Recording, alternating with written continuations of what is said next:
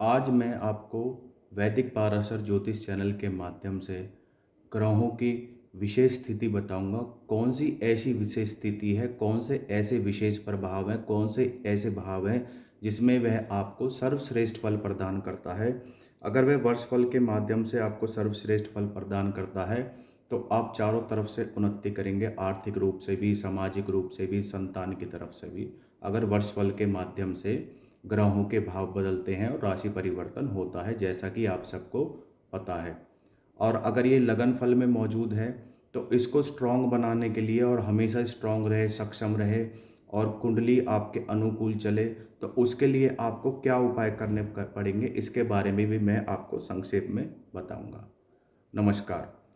सबसे पहले सूर्य ग्रह अगर प्रथम भाव में हो और मेष राशि में हो, यानी सूर्य उच्च का भी हो, यानी मेष राशि में संग राशि संख्या 1 हो और भाव प्रथम हो, भाव अटल रहते हैं।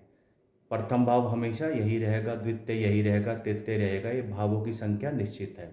अगर प्रथम भाव में राशि संख्या 1 में, यानी भाव अनुसार ही राशि संख्या आ जाए, यहाँ पे 2, 3, 4 आदि राशि ना होकर वर्षफल के माध्यम से या लगन फल के माध्यम से अगर 1 नंबर की राशि हो तो ऐसा व्यक्ति सरकारी पद का प्रतिनिधित्व करता है, व्यक्ति सिद्धांतवादी होता है और सूर्य कार्य क्षेत्र में बैठा कठोर अनुशासन उच्च सरकारी पद पर आसीन करता है। ऐसा व्यक्ति कार्यों का निरीक्षण करने वाला होता है, उन्नति का निर्माता होता है।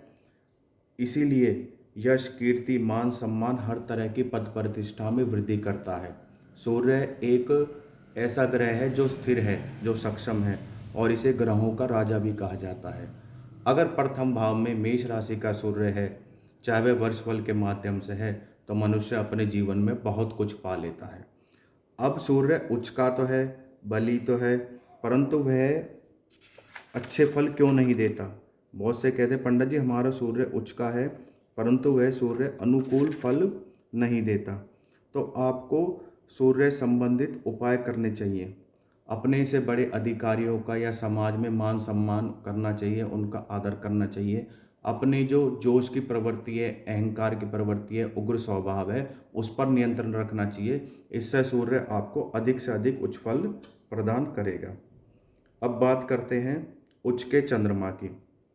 जब भी चंद्रमा उच्च का होगा तो वह द्वितीय भाव में होगा और दूसरे नंबर की राशि में होगा, यानी वृष राशि में, राशि संख्या 2 में। उच्च का चंद्रमा हमेशा मन को प्रसन्न रखता है। विपरीत परिस्थितियों में भी ऐसे व्यक्ति का मन दुखी नहीं होता। यह कर्म योगी की भांति कार्य करते हैं और देव गुरु की दृष्टि उस पर हो तो चंद्रमा बलवान होता है। यह शुभ फल प्रदान करता है। मनुष्य हर काम प्लानिंग के साथ करता है। अगर वह किसी पद की प्रतिष्ठा की कल्पना भी करता है तो वह उसको प्राप्त कर लेता है। उसकी प्रतिभा निखर कर आती है और चंद्रमा व्यक्ति को क्रिएटिव बनाता है। तो कुल मिलाकर दूसरे भाव में अगर चंद्रमा हो और दूसरे नंबर की राशि यानी वृष राशि में हो तो वह मनुष्य को अच्छा फल प्रदान करता है। जातक की कुंडली में अगर चंद्रमा उच्च का हो तो उसे अपनी दादी और माता का हमेशा सम्मान करना चाहिए, आदर करना चाहिए। तो चंद्रमा सर्वश्रेष्ठ फल प्रदान उसको करता है। अब बात करते हैं राहु की। राहु ग्रह जब भी उच्च का होता है तो मनुष्य को जीवन में राजनीतिक क्षेत्र में तरक्की प्रदान करता है और पराक्रम भाव में ऐसे व्यक्ति के वृद्धि होती है। ऐसा व्यक्ति बौद्धिक बल में सक्षम होता है। किसी के आगे ऐसा व्यक्ति झुकना पसंद नहीं करता। और यहाँ पर राशि संख्या होनी चाहिए 3, यानी मिथुन राशि। तो ऐसे व्यक्ति को हमेशा अच्छे परिणाम मिलते हैं। योग में और आध्यात्मिक क्षेत्र में ऐसा व्यक्ति बहुत अच्छी उन्नति करता है। बौद्धिक बल से सब कुछ जीतने वाला होता है।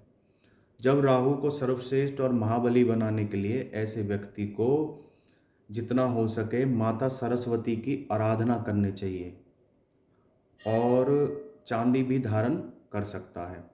इसके अलावा पक्षियों को बाजरा खिला सकता है। जितना हो सके अपने तामसिक प्रवृत्ति पर, भोग प्रवृत्ति पे ऐसे व्यक्ति को रोक लगानी चाहिए। क्योंकि फिर राहु अपना उच्च भाव में होने के कारण और उच्च राशि में होने के कारण वह फल नहीं दे पाता जो व्यक्ति को राशि अनुसार मिलते हैं। अब बात करते हैं गुरु की। चतुर्थ भाव गुरु का सर्वश्रेष्ठ भाव माना गया है, और अगर ये चौथे नंबर की यहाँ राशि संख्या लिखी हो तो फिर तो कहने ही क्या। तो ऐसा व्यक्ति की धर्म में आस्था बहुत अधिक बढ़ जाती है। वह जहाँ भी नौकरी करता उसके उच्च अधिकारियों की कृपा उस पर बनी रहती है। ऐसा व्यक्ति पराक्रमी होता है, विद्वान होता है, दूर देश की यात्रा करने वाला होता है। साथ ही ऐसा इंसान उत्तम प्रवृत्ति का कहलाता, उच्च शिक्षा प्राप्त करता, समाज में मान सम्मान प्राप्त करता है। कुल मिला के व्यक्ति हर फील्ड में सफलता हासिल कर लेता है। अगर आपको बृहस्पति को हमेशा सर्वश्रेष्ठ और उच्च रखना है तो हमेशा आपको देवता, ब्राह्मण, दादा का, पिता का और गुरु का आदर करना चाहिए, क्योंकि यह प्रवृत्ति गुरु की व्यक्ति को ज्ञानी ध्यानी बनाती है, जिसके कारण वह अहंकारी हो जाता है और अपने से बड़ों का, समाज में प्रतिष्ठित गुरु ब्राह्मण का कई बार वह अपमान करता है। इसके कारण गुरु नेगेटिव प्रभाव छोड़ सकता है। इसलिए गुरु को महाबली और सर्वश्रेष्ठ बनाने के लिए व्यक्ति को देवता, ब्राह्मण, दादा, माता, पिता, गुरु आदि का सम्मान करना चाहिए, ना कि उनका अपमान। अब बात करते हैं हम बुध की। बुध का छठा भाव और राशि संख्या भी 6। छठा भाव और राशि संख्या भी 6। 6 नंबर की राशि कौन सी हुई? 6 नंबर की हुई आपकी कन्या राशि। तो ऐसे व्यक्ति के बौद्धिक बल में इतनी वृद्धि होती है कि वह बौद्धिक बल पर अच्छे अच्छे को घुमा देता है। राजनीति में, समाज में, प्रधानी में, लेखन में, कार्य में, प्रकाशन में, सरकारी पदों में बुध अच्छा तो सब अच्छा। अकेला बुध ही पूरी कुंडली को संभाल लेता। अगर कोई ग्रह वक्री हो तो अस्त हो तो कोई फर्क नहीं पड़ता। यह स्थिति सभी ग्रहों के साथ है। मात्र एक ग्रह से ही आप बहुत कुछ पा सकते हैं।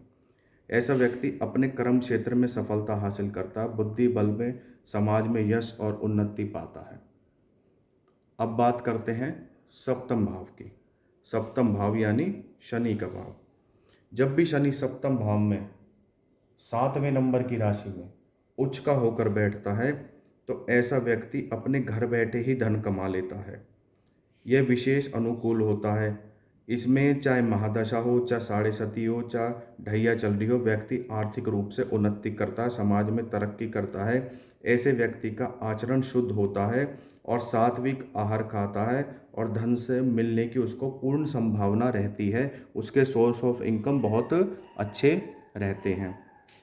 शनि को सर्वश्रेष्ठ और बलि रखने का तरीका ये है, शराब, अंडा, मांस, लहसुन, प्याज, तामसिक भोजन से ऐसे व्यक्ति को परहेज रखना चाहिए। और क्षमा कीजिए, मैं बुध के बारे में बताना भूल गया।